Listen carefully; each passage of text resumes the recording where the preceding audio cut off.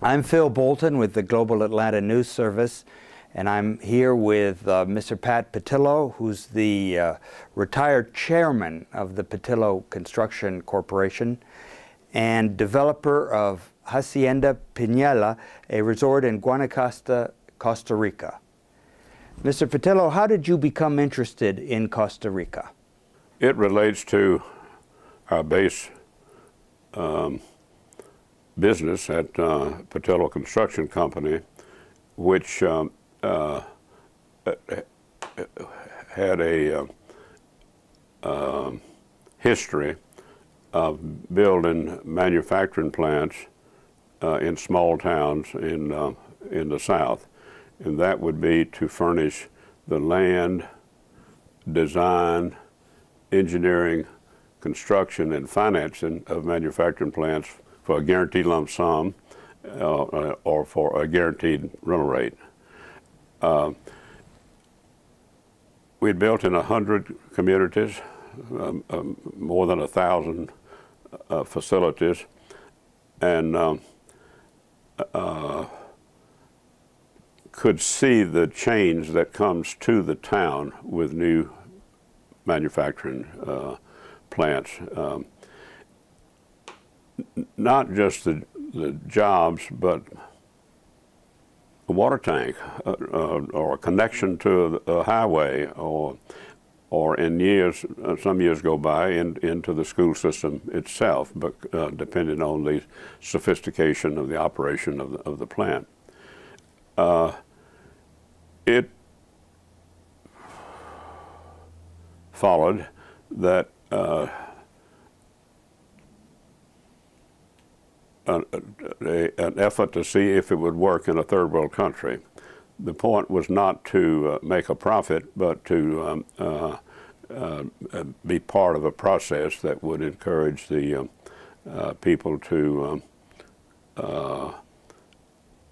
participate in a business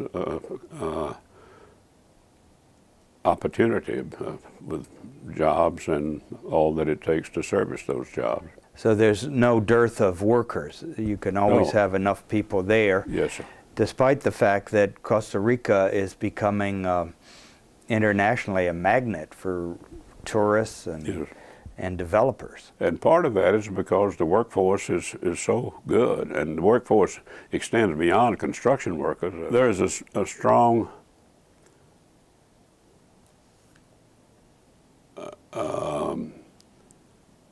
connection with family, and of course one of the responsibilities of the family is to feed the children, and but it's not a duty or not interpreted as duty. It's just a part of life, and in doing that you learn a lot. The government is an important part of the business world, and with a government-owned utility system and transportation system, and that provides a lot of employment that gets spread across the country due to the location that has to be served. People in the bureaucracy need to feel responsible and strong, and might see a narrow part of the picture. This is particularly reflected in the permitting process. There are 5 agencies to go through, and so a basic permit that with questions that can be answered and plans that can be prepared in 2 weeks can take 3 years. So much of it relates to environment and how you define environment, and how you take extreme positions related to any issue, and particularly one that's that difficult to describe. Did you find that more difficult to deal with than projects you've been associated with in the United States? Yes. it seems like you've got a willing workforce, and yet the bureaucracy can sometimes slow things up. The answer is yes, but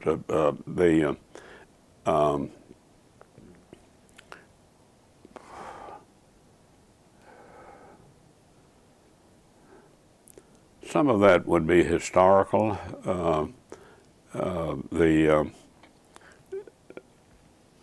The generation of electricity is done by rivers, and yet the environmentalists don't want any more dams. Okay, and that's one example, but the procedure that you go through to install an internet system in Guanacaste involved many discussions with at every level of government. So you have a thing called SATANA, and the environment would be more than how pure the water is, where it's located, or how green the grass is. It invites to, do the neighbors want you to come, or do you,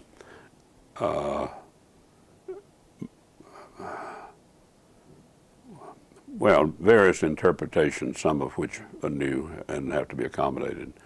Then from that it moves to another category of density, and then that moves to a category of public road versus private road, then into the easement and condominium arrangements, which are very complicated. It all gets worked out if you're doing a sensible thing without hurting your neighbors.